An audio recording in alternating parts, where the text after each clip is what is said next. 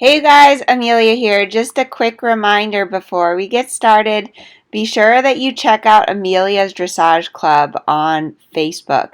This is such a fun club. We have over 1,000 members from all over the world, and I love to hear your story, to see photos of your horse, to be able to answer your questions, and just get to know you a little bit more. So check that out on Facebook. It's Amelia's Dressage Club, and I look forward to seeing you in that group. So be sure to like, subscribe, and I hope you enjoy this video on leg position. Okay, so today we are talking about finding your correct leg position, and I actually had one of my supporters on Patreon write this question in, so I'm making this video specifically for her. And her question was how to find your correct leg position, and then also how do you use your leg without using your spur, because I think a lot of riders are reluctant to use the spur because they don't want to overuse it or just get their horse numb to the spur. And it is really important that you find a correct and effective leg position before you wear a spur so that you can keep your horse reactive to the spur. So the first thing to consider is to find your correct leg position. So in general, you want to first think about that nice alignment. So you have your ear, shoulder, hip, and heel. When you're sitting here on the horse, your heel should be right below your hip. If when you're sitting here, you can see your toe out in front of your knee, that tells you that your lower leg is too far forward. So this is what we would call a chair seat, and you can see how that I no longer have that straight line from my ear, shoulder, hip, and heel. This is an ineffective leg position because if I put my leg on here, I'm basically just kicking the girth, and that's not going to be effective. So likewise, if your lower leg is too far back, that's going to put you a little bit forward, and it's also going to put your leg back in the horse's flank, which many horses, especially more sensitive horses, will be like really offended about that. So in general, find where your neutral lower leg position is. Obviously for the canter, your lower leg will go from like being here at the girth to a little back, but this is kind of neutral leg position. Now, the other thing to consider is your upper thigh and kind of the position of your foot.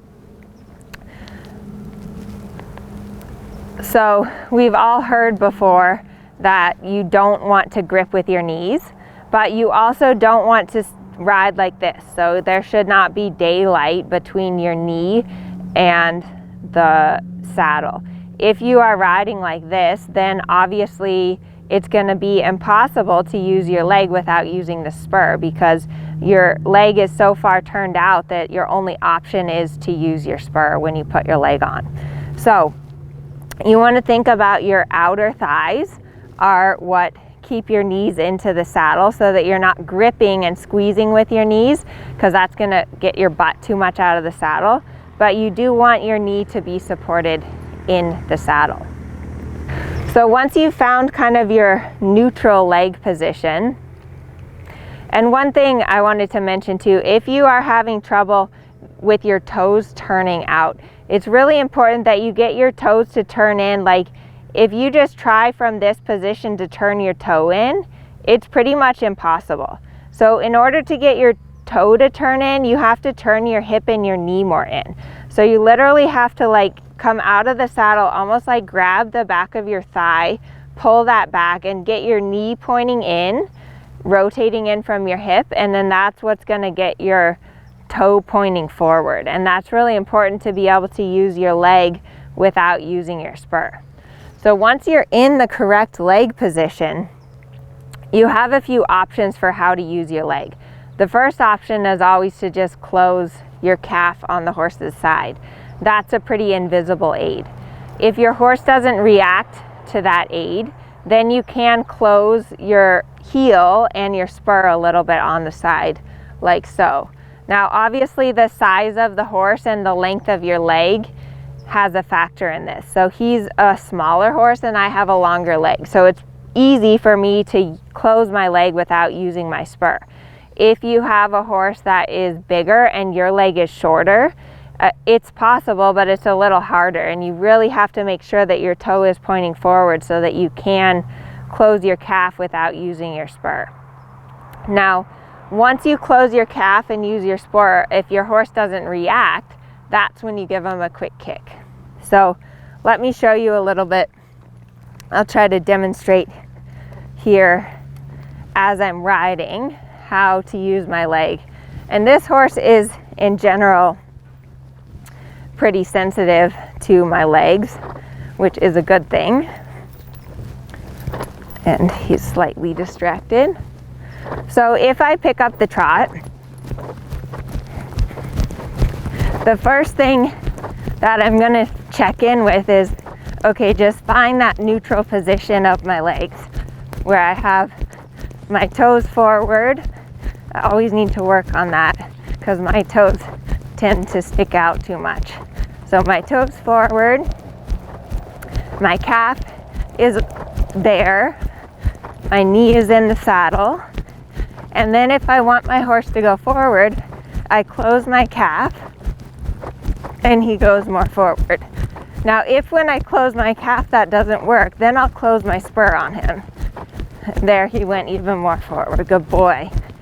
If when I close my spur that doesn't work, then I'll give him a short little kick. So let me demonstrate how I kick. In order to kick, you have to first take your leg off, then give your horse a little kick, and then take your leg off again, and then hold your leg still.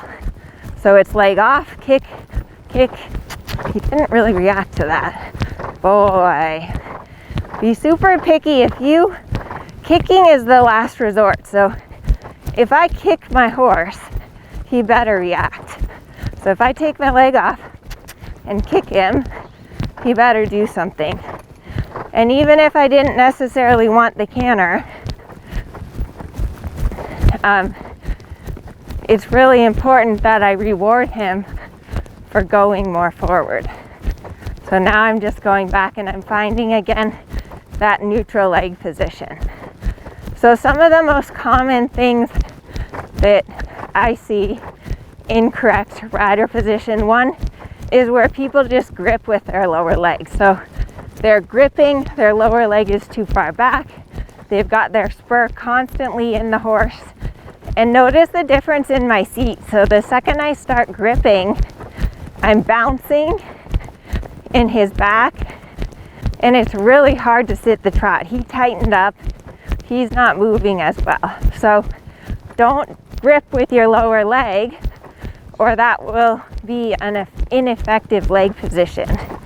Now the other thing I see a lot, and I used to have a really hard time with this, is riders that ride like this. So their knees are out of the saddle, and again, this really screws up your seat. Right away I'm bouncing on his back, and my spur is going to be in my horse all the time. So you've got to, like I showed you before, rotate in from your hip and get your toe pointing forward.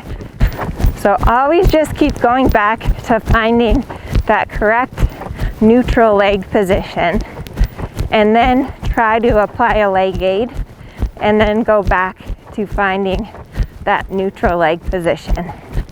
And I hope this gives you guys some ideas of how to be more effective with your leg and how to give a leg aid without necessarily using your spur.